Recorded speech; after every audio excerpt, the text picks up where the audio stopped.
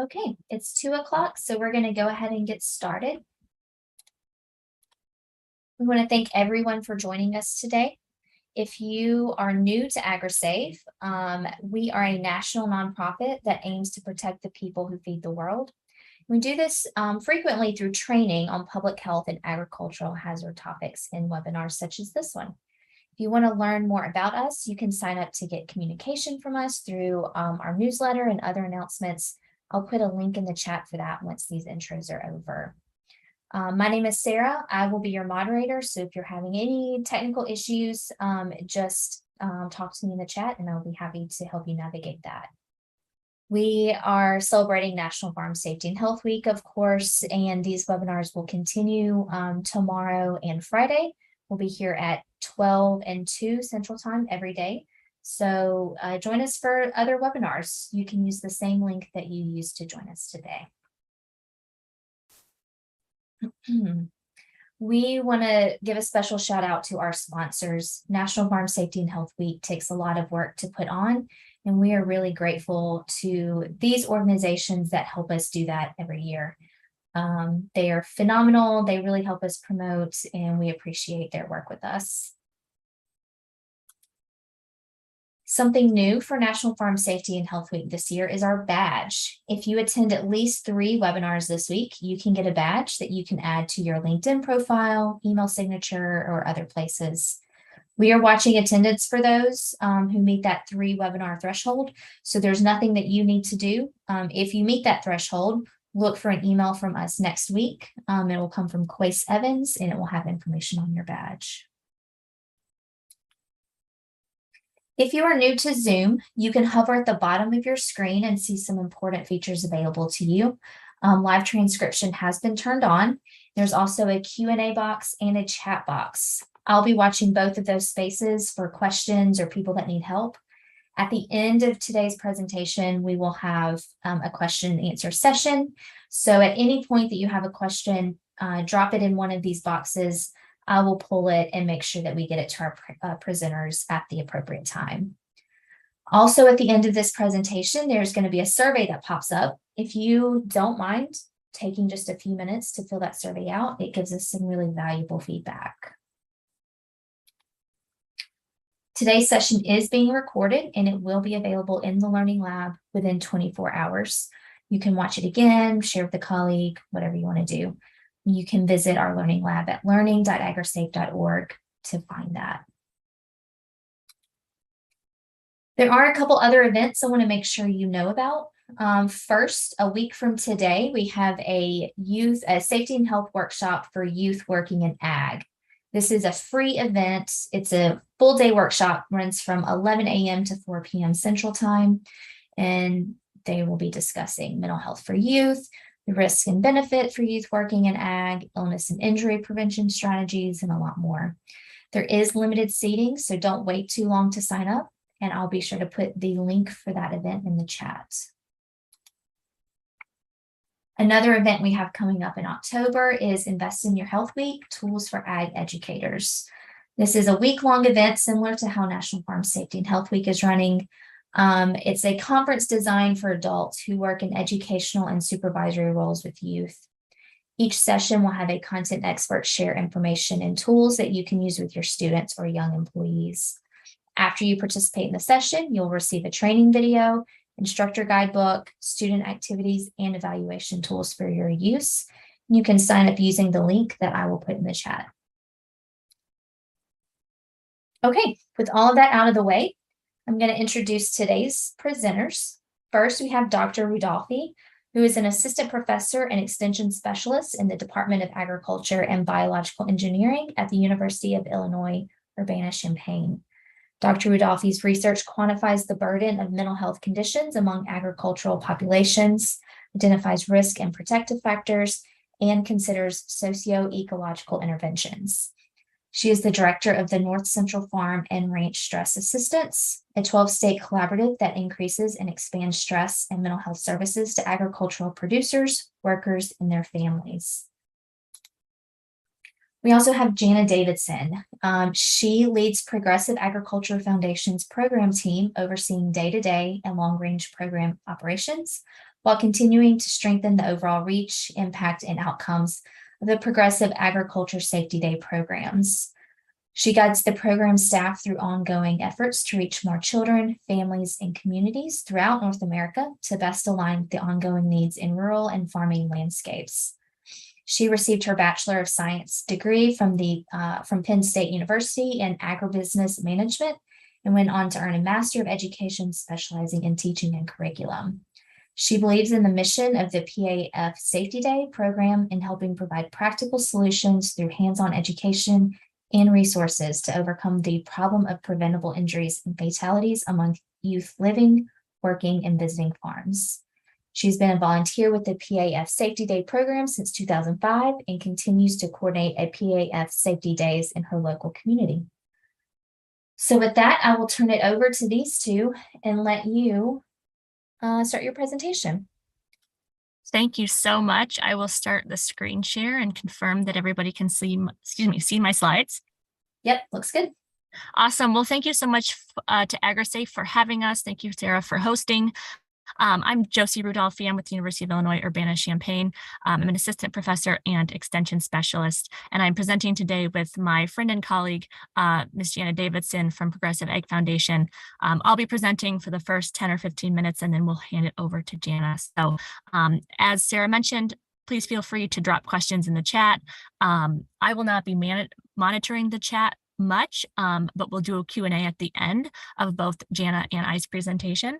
And my email will be listed on the end of the presentation. So if you do have more questions about the project, please feel free to reach out, email me at any time, and love to talk more about what's going on. So with that, we'll go ahead and get started. There we go. So I'm going to talk specifically about a project, a research project that is funded by the National Children's Center for Rural and Agricultural Health and Safety, the Children's Center in Marshfield, Wisconsin at the National Farm Medicine Center. This is a project we are really excited about. We have a really great team pulled together, and it really focuses on the mental health of farm youth. And I think you all probably know that agriculture is a uniquely stressful industry, in that individual producers are forced to reckon with and experience conditions that are completely out of their control. And these include, obviously, weather. Weather's a constant concern. The weather's it's oftentimes too wet, too dry. Something, unfortunately, not ideal is going on with the weather.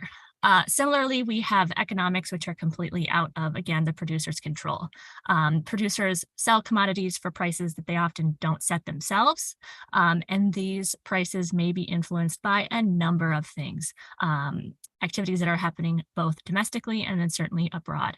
And if you've been keeping up with how things like COVID-19 and the Russian invasion of Ukraine have impacted agricultural conditions, you know that situations experienced far, far away may have very real implications here at home, perhaps on our own farms. And then finally, one sort of unique stressor that we have to acknowledge is sort of interpersonal relationships. So we certainly appreciate that agriculture is oftentimes a family business. We find that to be a really unique and important and somewhat romantic characteristic of the industry, but we often know that this does contribute to stress, depending on where you are in the hierarchy and where you may fall in terms of generation. We know that all of these different unique stressors contribute to or are associated with, at the very least, symptoms of mental health conditions. Specifically, we've examined anxiety and depression, but we also know that the prevalence of other mental health conditions and even risk for suicide is higher among agricultural populations than that of the general population. But a lot of what we know has focused on adult farmers and agricultural workers. And we know that the farm is a business, but it's also a residence. We know there are upwards of 2 million youth who are either living or working on a farm. We know that they're often participating in farm work, present in the farm environment, and experiencing some of these stressful realities of agricultural production. But children have been absent from a lot of the research we've done around farm stress. So that's something that our research team decided to pursue.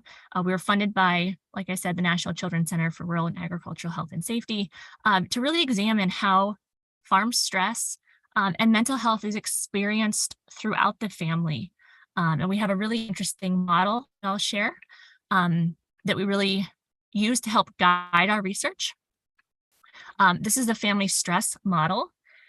This is a developmental model that proposes there are specific processes through which economic hardship is experienced and is expected to affect children and adolescents. And that's primarily through the disruption in family relationships and parenting. I really like this model because it was actually developed in the early 1990s by Dr. Conger and his colleagues, and they examined and tested this model with a sample of nearly 400 farm and rural families in Iowa. And so we believe that this is a pretty solid model, and it was one that was developed with a farm family in mind, and we don't often see that when we think about some of our other public health models. But as you can see here, the family stress model proposes that economic hardship, which is on the far left, in the form of like negative economic events, which may mean like the loss of a job, foreclosure of land or home, and low family income, increase the degree of economic pressure.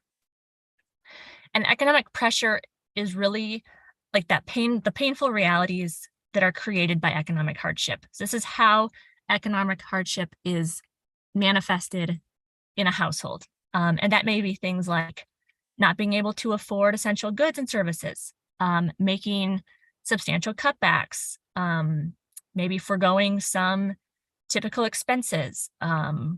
Maybe it's not seeking typical medical care or letting, certain luxuries lapse because of out of economic necessity. And the model goes on to propose that this sort of economic pressure is going to increase emotional distress in both parents. And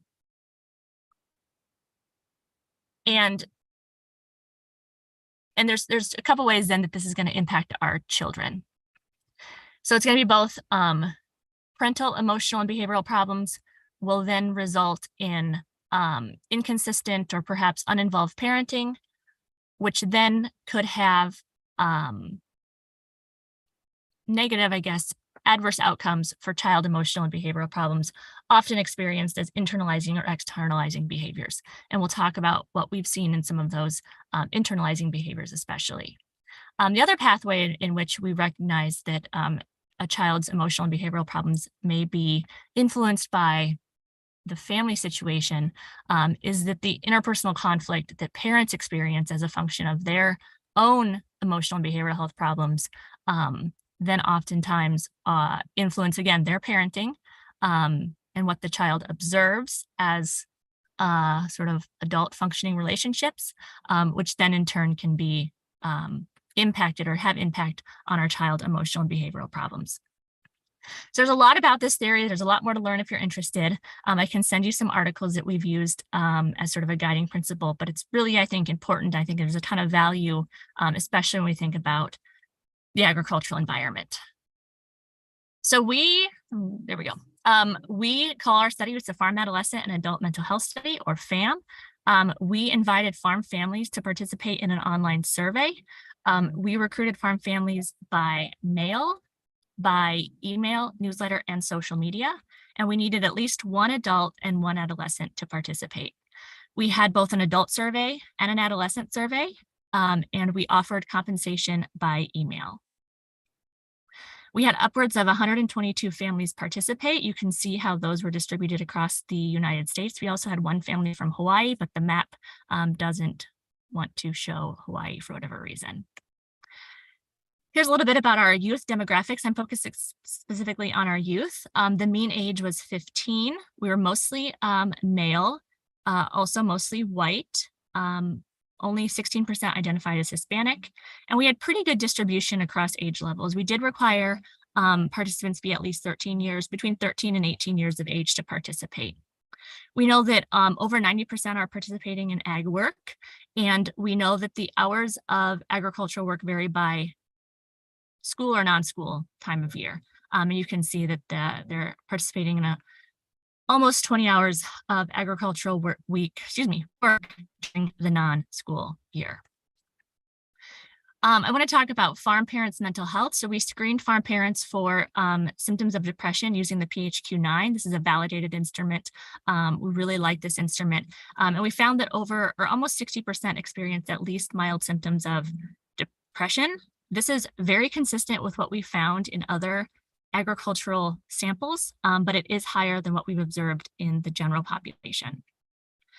And for anxiety, we found very similar results.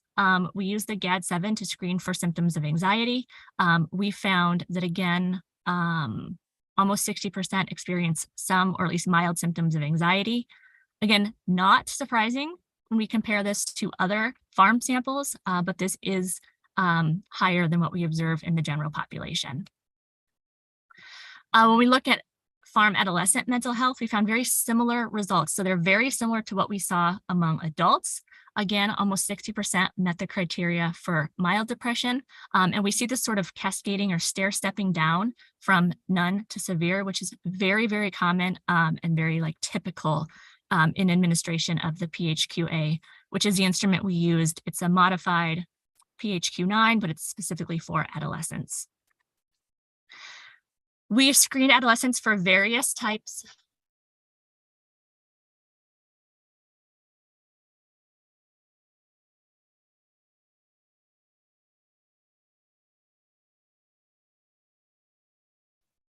Josie, can you hear me?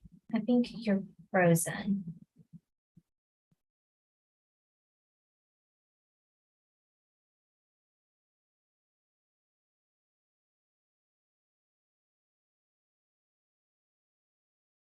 Jana, is she frozen for you as well?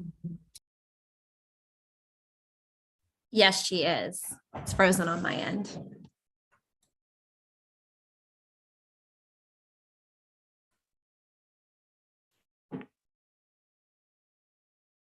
Sarah, can you hear me okay? Yeah, sorry. Yes, I can. I see Misty put in the chat that it's frozen as well. Let's just pause for a second and maybe see if she comes back. I know she told me she was having some, oh, I think we lost her maybe for good.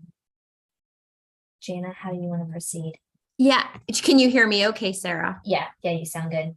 Okay, I'm going to go ahead. Why don't I'll jump into my slides, and then if she comes back, I'll try to leave her some time that she can also jump back in and share hers as well. Sure, sounds good. Yeah, so I'm going to go in if I can.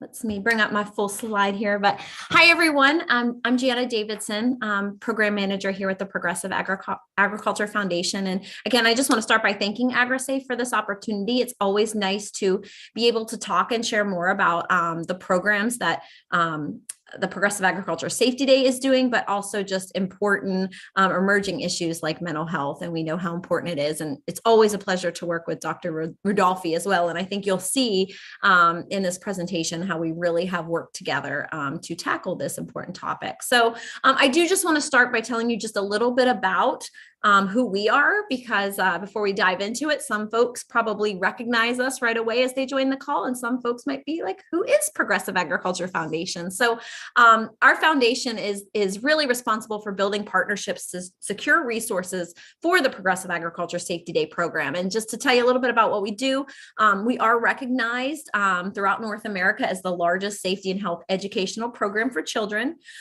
We have reached more than 1.9 million since our inception inception in 1995. One thing that we are very proud about, and I think why so many folks work with us, is we do have peer-reviewed curriculum and resources geared towards children 4 to 13 years of age, more than 30 different topics to choose from, and we continue to add to that. So you can really customize that event so it meets the needs of your local community. And then so our safety days, I'd love to take credit for all of these safety days that we have each year. I mean, sometimes we have up to 400 and more safety days, but it really is volunteer driven. We are a small staff of 7. And so volunteers get trained as a Progressive Agriculture Safety Day coordinator, and then those individuals go back to their community and they work with thousands of different community volunteers to make this happen. I just finished my safety day this morning and afternoon, so I worked with close to 300 second grade students, teachers, chaperones, volunteers for a great day outside of the classroom, and we really got to make great things happen and hopefully send those children home with great messages. So our mission is to provide education, training, and resources to make farm, ranch, and rural life safer and healthier for all children in their communities. And of course, we have a vision that no child would become ill, injured, or die from farm, ranch, and rural activities. So diving into the topic of youth mental health, one thing we needed to really take a step back when we knew we wanted to create curriculum on this and add a new chapter to our resources was the fact that we were not experts in this field. We knew that there was a lot of folks coming together and really talking about farm mental health in general, but the children were being left out. So we decided the best way for us to kind of get a pulse on what was happening and really understand what our farm families were feeling was to have a roundtable. So this took place September of 2019. So a few months before COVID hit. That was probably why it took a little bit late for us to get the information out as soon as we would have liked. But we hosted a one-day roundtable, and we brought together, I'd say, some of the best individuals. Dr. Susan Jones was our moderator. She's from Western Kentucky University and also a longtime Safety Day coordinator. She has been with us from the beginning. So she did a fabulous job keeping that conversation going. I think we could have actually spread it over several days. There was a lot of good conversation, but as you can see, some great panelists there. Monica Kramer McConkey shared some really great insight with us. Tom Peterson was there representing Minnesota as the Minnesota Commissioner of Agriculture, had some really great insight on the families he works with. Of course, Dr. Rudolphi and Emily Kreckelberg out of the University of Minnesota Extension. So those were our main panelists, but we also had other guests, as you can probably see in the picture on the table, some of the staff members for Progressive Ag. And then we also work with some of our partners. Farm Credit was a big sponsor of this. So they were around the table as well. So that's really what laid the foundation for the curriculum to get started.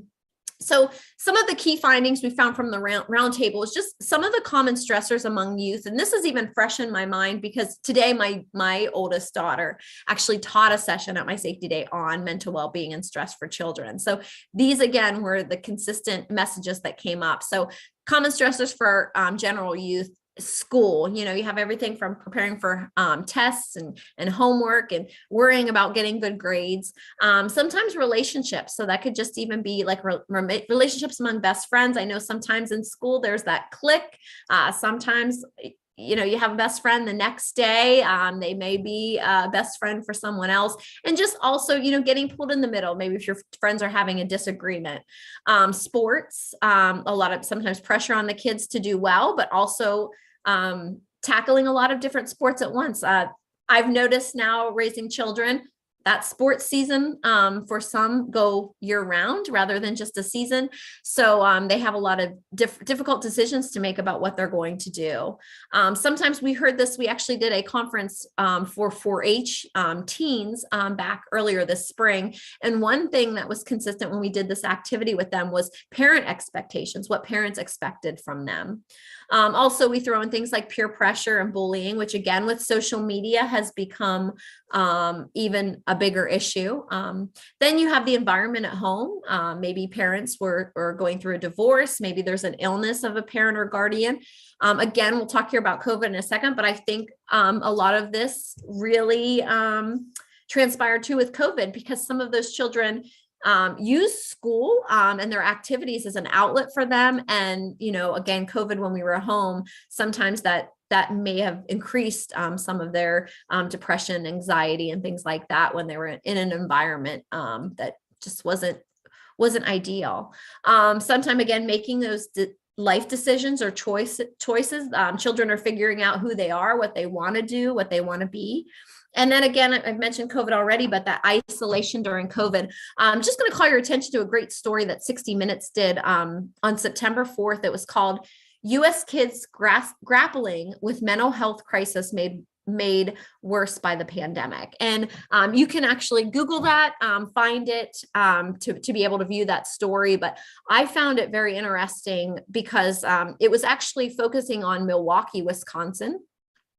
And they had said that they have children that come through the emergency room once per shift that have tried to harm themselves or are dealing with mental health related issues. And they said that has just keeps going up since the pandemic. So it shares some really good stories from children. So really, to get the perspective, I encourage you to check that out, because it was still eye-opening for me, even working in this for the last few years. So when we talk about some of the things that maybe are more specific or unique to farm youth, and Josie's already alluded to some of these things already, bad weather, most kids, they're worried if there's bad weather, maybe their event or their sporting event's going to get canceled or activity. So that's what they're concerned about. Farm kids a lot of times know that bad weather, it can affect a lot on the farm. Financial children, right now, there's so many children, they probably don't know what commodity prices are worried about them. Farm children likely are hearing their parents discuss it and worry and concerns. They work longer hours. When you live on the farm, you all have a task or a job or a role. So right now, especially this time of year with harvest, there's a lot of pressure to complete tasks on time, therefore lack of sleep. Can also lead to mental health issues, negative interactions with those that might have a disconnect of agriculture or lack of appreciation of the ag industry. These children go and they hear from groups that maybe show negative or talk negatively about agriculture or don't know where their food comes from. And also, again, when the prices for some of these commodities go up, or even just think about individuals talking here locally, when milk prices go up, they want to blame the farmer, and they just don't have any idea, or they have a disconnect on how much that farmer is really getting for that. So there's also pressure for them to carry on the farming tradition. So again, when finding out who they are, do they really still want to continue farming? They're still trying to figure that out yet, but there's a lot of pressure to keep it going. And then the inability sometimes to have those extracurricular activities because of your farm responsibilities. So maybe this Friday evening, all your friends are going to the local football game, but it's harvest. So you have some responsibilities. So you might miss out on some things. So that's just a few of I know there's probably a longer list, but those are just few of the unique stressors that some of our farm youth deal with. So again, going back to progressive ag and the roundtable, what could we do? What were our action items? So again, we've already mentioned a major spotlight was on our farmer mental health, but again, no one was really focusing on youth at the time, and our farming youth and rural youth. We looked at our program, and we had a very strong emphasis on farm safety. I think we were doing a great job with that, but probably not focusing enough on some of these rural health issues like mental health. So we thought about it, and we decided, what can we do? And we decided to do it in the same manner that we've approached in the past, make something fun, hands-on, engaging, and age appropriate. And so new resources were created. So here's just a look at what our mental well-being and stress management curriculum looks like. Our focus, again, is for children to understand stress and their emotions.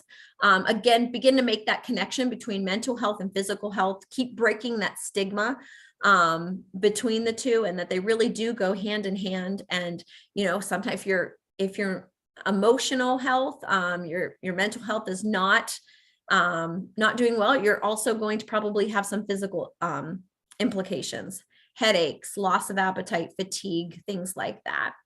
And then identify coping strategies. What can children do when they are feeling sad or have anxiety? So we shared some of those today with the children at the safety day, using a stress ball, taking a walk, journaling, things that can really, and there's no one size fits all, everybody's different. So, but share with them some of those coping strategies. And then finally, and this is where everybody plays a part, is resources. We're trying to gather those additional resources and share them with children in their take-home bag. So when children leave a safety day, they go home with a take-home bag filled with materials for both them and for their parents. So how can we continue this conversation when they get home?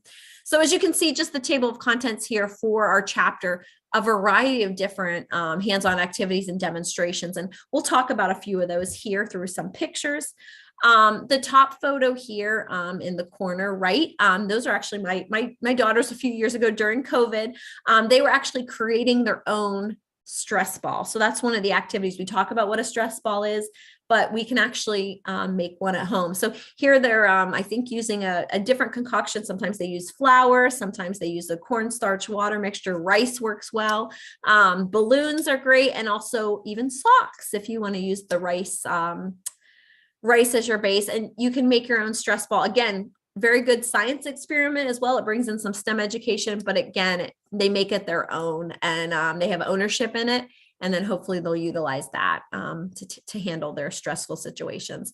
And then the bottom picture here to the left, these are children participating. This was again during COVID when we did virtual safety days. They are doing the juggling stressors activity. We blow up some balloons. We ask them to list some of their stressors. So they write those on the balloons, and they try to see, we have one participant at the time, see how many stressors that they can juggle at once. And so when they have just one balloon in the air, sometimes two balloons in the air, it's not so difficult. That's kind of our daily stress that we have, maybe doing our homework, making sure we get our work assignments done on time, our sporting events, whatnot. But when you add in a third or fourth balloon, it gets very, very hard to juggle those balloons. It's hard to juggle those stressors. So our takeaway for the children is that it's okay to ask for help, and really show them. Kids need to be visual learners. It actually shows them. Talking about stress is a little bit difficult, but when they actually see it through an activity, it really brings it to life.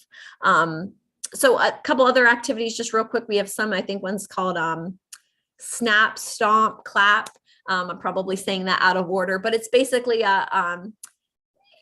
a routine that the children would do where they continue to do the same pattern of activities. And then we have them change it, and we watch them start having some stressful, trying to remember the pattern. And it just shows you, change is a big factor in our mental health. So again, it kind of teaches them through these fun hands-on lessons. So I did have a video here. I'm going to skip that because I kind of explained the juggling balloons, and I want to give Josie some time. My name's She's Janet. on, so I'll kind of skip there. But talking just a few more things about how we, a big takeaway today is hopefully how we can leave this session today and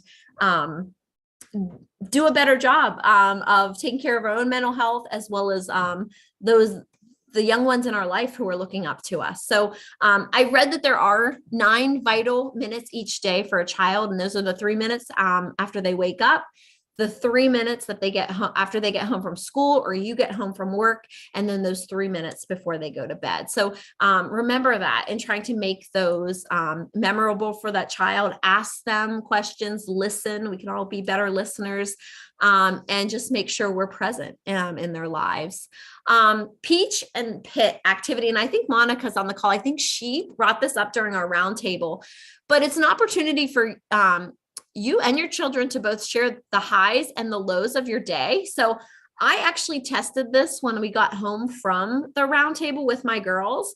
And every day we talk about something that happened that was great in our day and something that, we could have done without. And when I quit asking that, they were like, hey, you didn't ask us about the peach and the pit of our day. They looked forward to it. That was our time to communicate. It built trust between us, and also showed that I'm here to listen to them. So that is just really, really, really important. So things like that. And then again, I just mentioned earlier, role modeling. Our children are looking to us as their first teacher to guide them. So if we practice self-care, and encourage them to do the same. They will likely adopt it. If we have coping strategies, when we get stressed out and they see us practicing that, whether that's yoga, journaling, riding a bike, they'll learn to adopt those practices. Be kind to one another. Again, we never know what each other is going through. So again, that's another thing we can always teach our children is kindness. Take a social media break or technology break. I know it's hard. So many of us work now and it feels like more hours than the day, sometimes before COVID, because now a lot of us have maybe transitioned our office into the home, but it's okay to walk away a little bit. And especially at night, they say sometimes that's one of the issues with the children. That's what they see right before they go to bed. So if there is maybe bullying going on social media, or they're just trying to live up to somebody else's perception of them, or what somebody else is showing on social media, that can be a hard thing to try to fall asleep to and be thinking about when you wake up in the morning. So maybe being able to take that break and turn off the electronics before bed. Again, asking for help. It goes back to role modeling. If we want our children to ask for help, we need to also understand when we need help. And if we've had our own mental health story that we want to share, it's important to share that story, because you never know whose lives that you could touch by sharing that. So I think that is also just very, very important for us to continue talking about it and showing folks that they're not alone in this fight. So I want to thank those folks that have been our partners throughout this. So Farm Credit, they're the ones that sponsored that roundtable that we had a few years back. CS Cash, the Central State Center for Ag Safety and Health out of Omaha, Nebraska, they have supported, supported our project of growing the curriculum and have given us a grant to do so. And then most recently, our work with Dr. Rudolphi and team with the North Central Farm and Ranch Stress Assistance Center to again keep sharing ideas and how we can keep this conversation going. So lastly, if you're interested in anything you heard today and you're thinking, I'd love to have a progressive agriculture safety day, I'd love to be able to teach children about this important topic, please visit us at progressiveag.org. We now have 3 delivery modes that you can utilize: our original community-based, our school-based program, which has become our most popular in recent years, and our newest, which is a classroom program where we go right into the classroom. So mental well-being, it's part of all 3 of those, and it's just one of 30 topics that's available to help customize an event for you. So I think with that, I will go ahead and stop sharing. And if Josie wants to resume, I will allow that to happen. Okay, I am.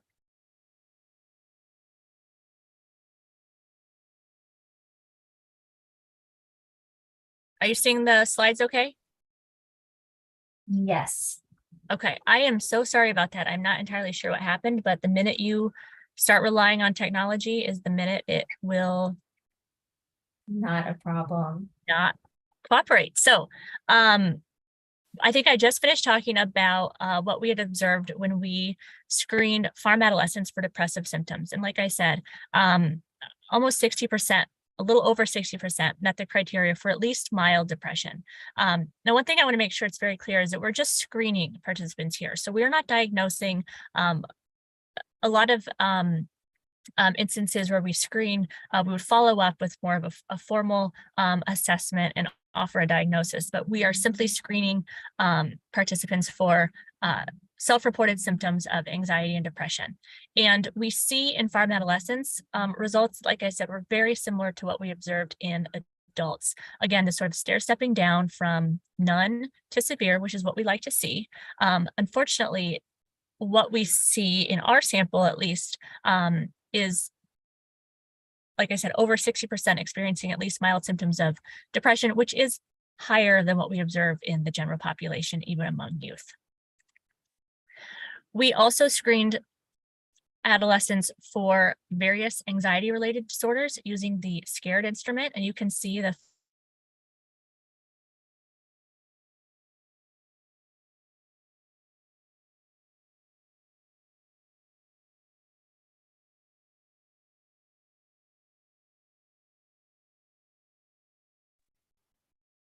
We lost her again, didn't we, Jana? Hey, Josie, I think you might need to turn your camera off too. It did seem like your audio is a little stronger if you don't turn your video back on.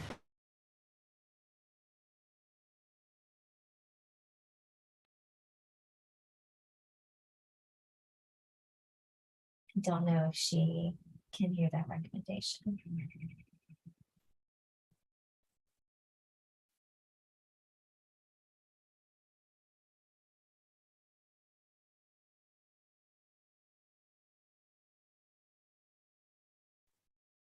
We can wait a few minutes to see if Josie comes back. I just want to remind everyone, if you have questions, feel free to be putting those in the chat or in the Q&A box. We'll be gathering those, and certainly while we wait, if we have questions that Jana wants to answer, we can do that as well. Jana, did you want to say something? Yeah, I was just going to say, if anybody does have questions while we're waiting on Josie to return, I'd be happy to answer them. So yeah, please put them in the chat. Yeah.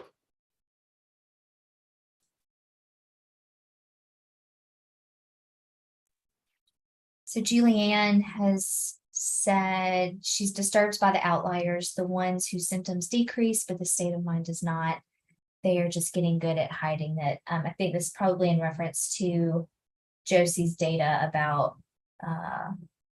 the rates of depression and things like that. Jana, do you want to talk about that at all?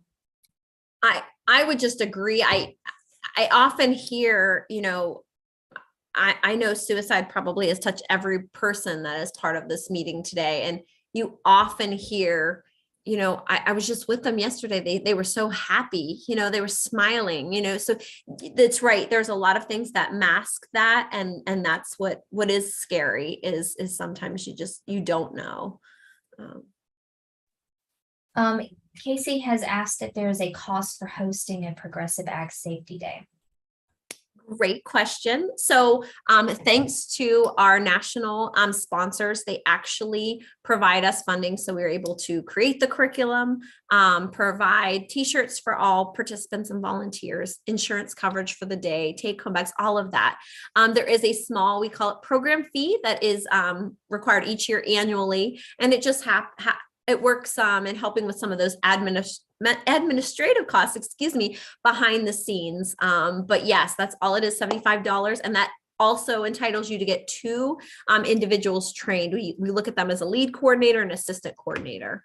So that would be the only fee. And that doesn't matter. It doesn't matter if you have one safety day or 5 safety days a year. And it also doesn't matter if you reach 50 children or 500 children.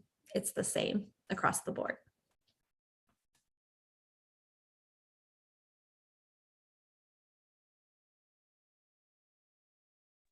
Just want to point out Monica's note of appreciation for the work that you're both doing in this area. Certainly we appreciate, all work happening in a mental health space, but there's such a need in our rural communities. And so this is really important. Miriam has asked about the safety days. Is this for schools only? Great question. So no, just to kind of dive into those 3 delivery modes that I've mentioned. The community-based event is actually where we got our start back in the mid-90s. And those events still happen where you can actually educate the entire family. So these may piggyback on another event, or they could be standalone, but they happen a lot of times where you can educate the entire family. Either they're going through the program with the children, or there's session for adults and then sessions for children. The school-based event is primarily for school-age children. Mine was actually off-site today. We were at our local fairgrounds where the children were bused to me, but they're also safety days where they take place right on campus, right at the school. So again, those are geared towards that elementary school age. And we also encourage older children, our 4-H and FFA youth, to be presenters and get involved, because when they repeat that message over and over again, they're learning right along with the youngsters. So and it also, have been involved with a lot of data that shows that peer-to-peer engagement and the youth teaching youth has a lot of positive outcomes, where the children are actually hearing. It's not another adult telling them something they should or shouldn't do, but it's they're hearing from children closer in their age. And then lastly, but certainly not least, our newest program, Classroom. It is the newest, where we actually provide you a ready-made durable kit where you can actually, we say bring into the classroom, but it also could be something you bring into a 4-H club or another meeting with youth. It can be outside the classroom, but it is geared towards being in that smaller setting and being able to focus on a topic a little bit longer.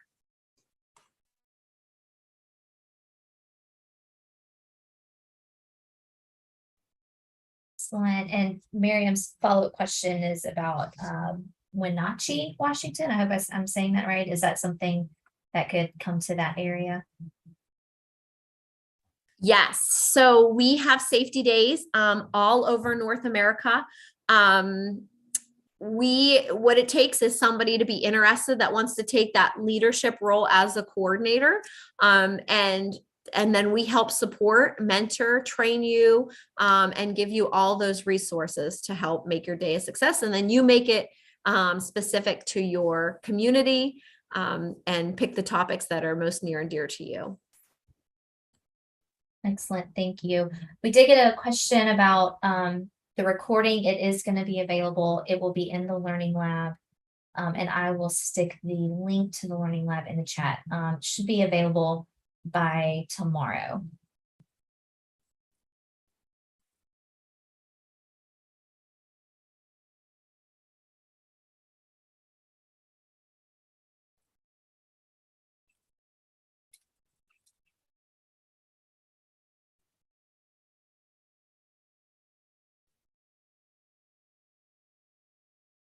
Josie, can you unmute?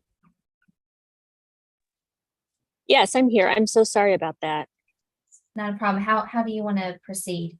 Well, I think because my laptop won't turn on right now, my last slide was what we had observed among adolescents in terms of anxiety, and we observed almost 60% experienced symptoms of separation anxiety, which we may contribute a little bit to coming out of the COVID-19 pandemic.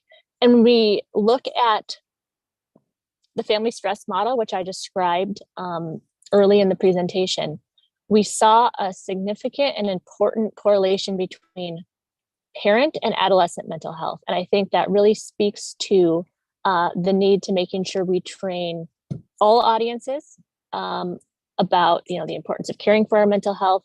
As Jana mentioned, making sure that parents are able to model healthy coping strategies, self-care, other types of really valuable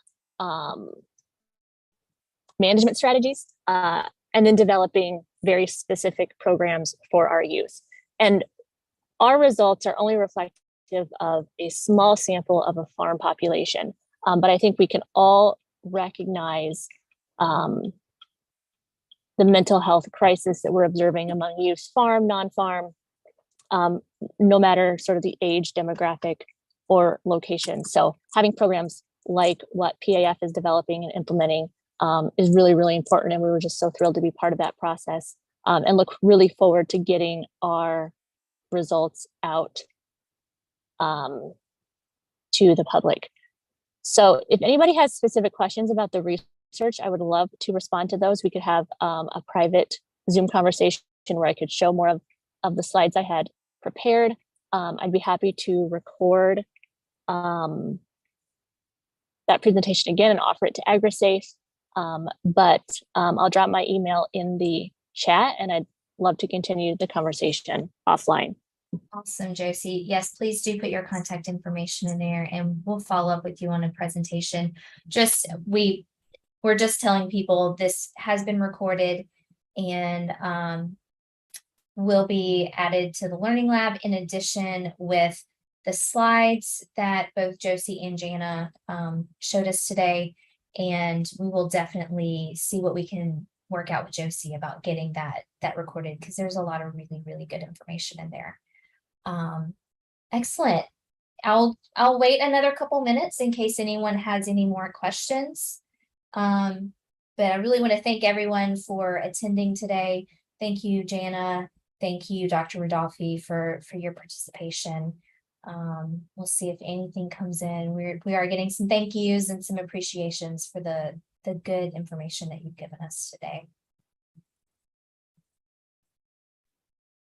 I just want to share, I know there's several on the call here as I look through the attendance list that really have a big hand in what we do. So again, as I mentioned, it takes a village. So we appreciate all the wonderful work that you are all doing, and keeping the conversation going, and also sharing these great resources that both Progressive Ag has been putting out and Dr. Rudolphi and her team, as well as so many others, because we can't share it enough. So thank you all so very much.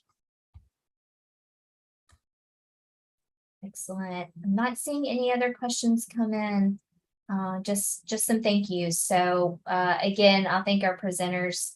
I'll thank our attendees. Thanks for being patient as we work through some technical issues, and definitely look for the recording of today's presentation very soon, and hopefully another recording of Josie's good work as well.